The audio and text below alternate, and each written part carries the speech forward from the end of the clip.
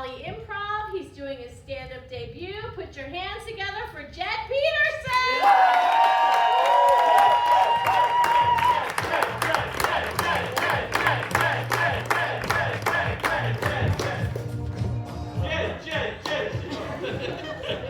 All right. It's good to see you guys. I'm a little bit nervous, so I guess I should say it's good to see you guys in your underwear. I am going to use some notes up here, so if anything happens, if someone can just finish my set, please. It's too hard for this. No, it's just, everything sort of started happening for me when I got kicked out of school. 70s were kind of weird. So I got it's 1976. I got kicked out of school for the first time. It was preschool. I was 4. I got kicked out for, okay, I can tell you guys. I got kicked out really for liking Sesame Street too much. Love Sesame Street, right? Sesame Street, come on. Right? Mr. Hooper. Yeah. I made it. I see you too. You guys know? That's an old one. Okay, old. So always identify with Ernie, of course, but the one that got me in trouble was typewriter guy. That's kind of a deep pull. He was a typewriter. He had some wheels under him. I'm not sure why that was part of a typewriter. And then he would type on himself. I'm not doing a great job. It was hilarious. And so, typewriter guy, and I'm in this preschool, and apparently we were supposed to be quietly watching TV. Right. This was not explicitly stated, it was just sort of implied. There was some confusion. So then I got moved to the next school. So I went to the other parents, and we was like, kind of hippy-dippy, mid-late 70s, his hippy-dippy cooperative preschool. I'm gonna take a step back, because otherwise this thing keeps getting on my feet, and that makes me crazy. So, we got this like hippy-dippy kind of groovy preschool back in the 70s. It was a cooperative. Should be clear about that. And they offered a great ratio, which it was. It was like 8 girls and 2 guys in my class. So, it's where I met my first wife, Jessica. We got married in it was a very small affair. Out on the playground with our friends. Andrew was my best man because he was the only other guy. So and that went well. It was a little while later that I came in late to school one time, and my mom explained to the director, said, "Oh, sorry, it was such a hassle. She's all frenetic, and she's like 70s businesswoman now, right?" And she's like, Jen didn't want to get dressed, and hey, it's cool, like. You don't need all that tension. Just, then come in his pajamas and then peer pressure will kick in. That's a reasonable strategy. I didn't understand peer pressure. That's the problem. So by Friday, everyone was coming in their pajamas. And my mom got pulled aside again, and it wasn't so hippy-dippy anymore. I understand. All right, fast forward a couple years, and I go to Catholic school. Now, we're at the Archdiocese of Colorado Springs. There's like 8 schools in like K through 8, right? And so they each kind of have their own flavor. Holy Trinity was the school for wayward children. That wasn't like outside, on the sign. It was like Our Lady of the Youthful Offender. No, but legitimately, this is not a bit. This is true. My principal went on from there to run the Colorado State Juvenile Offender Program, the whole state, incarcerating kids for the entire state. Clearly he was qualified, and I'd like to think I played a part in honing his skills. But no, really, Holy Trinity was like the school of like, we'll contain the bad apples, right?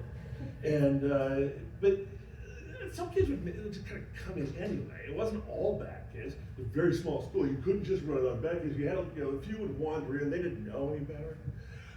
So they would come in like, so we had 8 guys in my class when we graduated 8th grade, and about that many girls. But I know it was 8 guys because our only sports could be track and basketball. Everybody had to play basketball. Neil even played basketball. Neil was not very athletic, but Neil played basketball. We didn't have enough jerseys, So Neil had to wear an old wrestling singlet, and he put shorts on top and used the magic marker to put a 5 on his back. But it was, it worked. And it's okay, we didn't have to win, we just had to go out there. We're like the Washington Generals up against the, that's a deep pull, thank you. But we made it work. There'd be like a couple good kids. So Julie was a good kid, like her parents didn't know, like maybe it was cheap or, close to their house or something, so there were a couple good kids, and they just kind of sit there. You like when there's a weird guy on the subway, and everyone else just pretends they don't see it, like that? So Julie just got locked in. But one day, I was making progress, because we're in there, and the principal comes to the door and calls the teacher out to the hall. We'll see what they want. I gotta tell you about Julie. So Julie had profound hearing loss. And so she wore she had a hearing aid thing. It was like a Walkman back then, right? She had a big old box in there. And then the teacher would have a microphone, right? So the teacher gets called out, and so we're like, oh, what's going on? Everyone's got right? And then Julie hadn't really talked to me much before. She leans over, she goes, they're talking about you. And she starts giving me a play-by-play, which was critical in preparing my defense. I flipped Julie into an informant? That's insane. And then in 8th grade, the next year we did 8th grade, and somebody went down the cafeteria. We were 8th grade boys. It was a little thing. I had a milk carton. I opened it a little bit, squeezed the milk carton, some milk came out. And I was workshopping some material. It wasn't great stuff, but it killed me in 8th grade. Squirted a little too hard, hit the principal as he was walking through the lunchroom, and he whips around and he sees a table of 8 8th grade boys. And he says, who did that? Exactly. The same thing. All the guys were just locked in. He goes, mm-hmm. Then you're all going to my office until someone confesses. We spent the lunch in his office. We spent the next lunch in his office. I'm not kidding, we got to Friday. Every lunch in his office. Nobody was gonna break. Eventually, Mr. Murphy broke, because I don't know if you guys have ever been in an office with 8 prepubescent boys. And he was not going to outlast us. So now it's like the whole 8th grade. I'm starting to think, like, well, if this is the place where they that one bad apple moves the whole bunch, like, am I the bad apple? I mean, clearly not, but it's fun to think about. But that's it, like, what nobody was saying was someone saying you're the bad apple. Like, everything back then was just kind of implied, suggested, right? Like, I live in this artistic community. And so we had gay people around all the time. 70s, but like, my friend Mark had 2 moms, and I didn't know, right? I mean, I knew, like, we didn't necessarily talk about it. It helped that his mom's new partner was named Tony with an I, right? Right? But so, like, sometimes that would kind of be like, I'm just implied, right? I got cousin Scott, he's out in Vegas, right? He's a confirmed bachelor, unlikely to take a bride, right? We can talk about it, you know, right?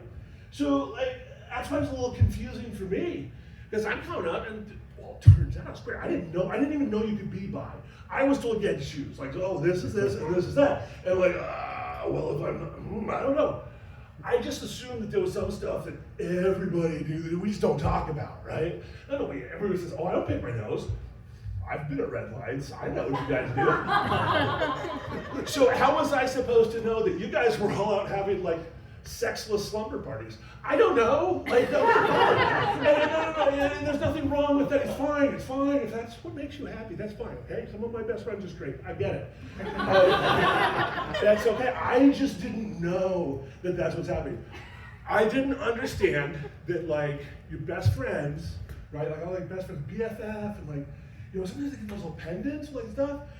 I didn't know that was celebrating a platonic relationship. Once again, it's fine, but just didn't know. I didn't know that your best friend, your BFF, that you like hadn't gotten to first base yet. Again, no judgment, that's fine.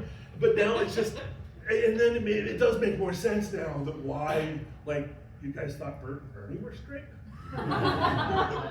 So, anyway, that's my set, guys. Thank you very much.